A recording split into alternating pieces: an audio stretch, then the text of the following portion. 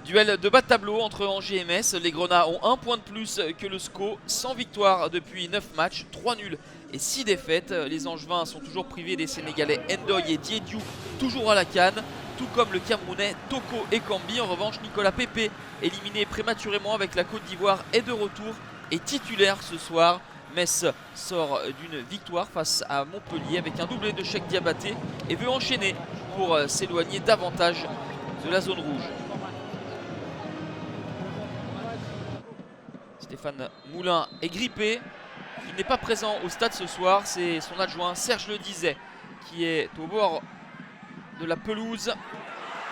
Et il va voir l'ouverture du score des Angevins par l'intermédiaire de Flavien Tête pour sa première titularisation. Tête marque ici son premier but en Ligue 1, l'ancien Castelroussin d'un magnifique coup franc trompe Thomas Didillon. Ça fait 1-0 pour Angers à la 25e minute. Le masque pour Philippe Insberger, mais les Grenats vont rapidement revenir au score 8 minutes plus tard avec ce but contre son camp marqué par Ismaël Traoré, le capitaine du SCO. L'Ivoirien malheureux, pressé par Opa Nguet. Ça fait un but partout.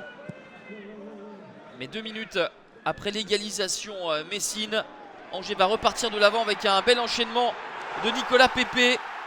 Il s'emmène parfaitement le ballon pour ajuster ensuite du pied gauche Thomas Didillon. 2-1 pour le SCO, troisième réalisation pour Nicolas Pepe, courtisé par Lyon, Monaco ou l'OM, Newcastle également en Angleterre.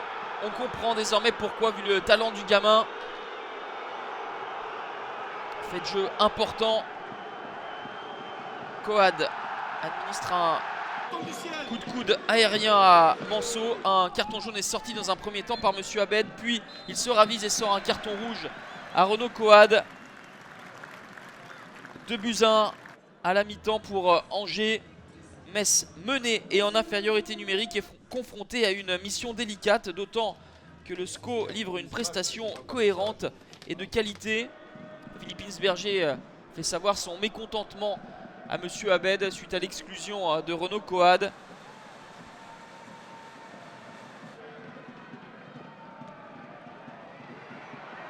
Angers essaye de marquer de nouveau, d'enfoncer le clou et de profiter de sa supériorité numérique. Une nouvelle fois, Nicolas Pepe s'est sauvé au premier poteau par Thomas Didillon.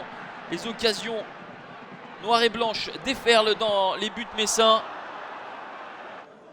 Et Thomas Didillon, une nouvelle fois impeccable. Fallou Diagne à la 66e minute est l'auteur d'un geste complètement incontrôlé et dangereux sur Pavlovic. Fallou Diagne, prêté par le Werder, est donc exclu à 9 contre 11. Les Messins subissent encore, mais encore et toujours. Thomas Didillon est vigilant ici face à Doré, mais le score ne bougera plus. 2-1 pour le SCO qui était sans victoire depuis le 5 novembre et s'offre un succès important face à un concurrent direct. Metz est 19e, Angers remonte à la 16e place.